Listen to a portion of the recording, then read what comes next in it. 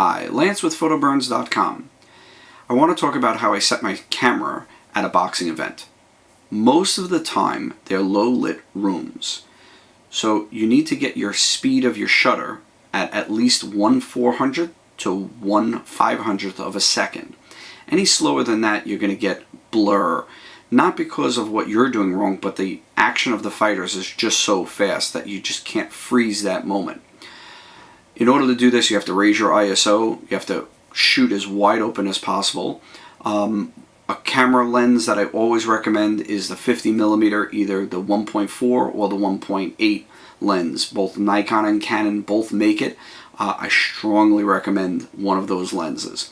Now, the last thing that I want to point out is the moment the fights tend to start, the light in the venue doesn't change. The room lights stay off. The ring lights are only what's normally on. So I use my first fight to gauge how to set my camera.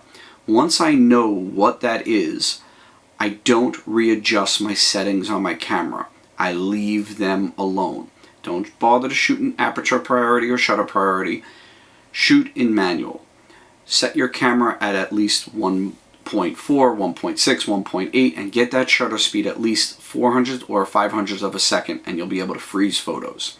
Until next time, Lance with photos.mov.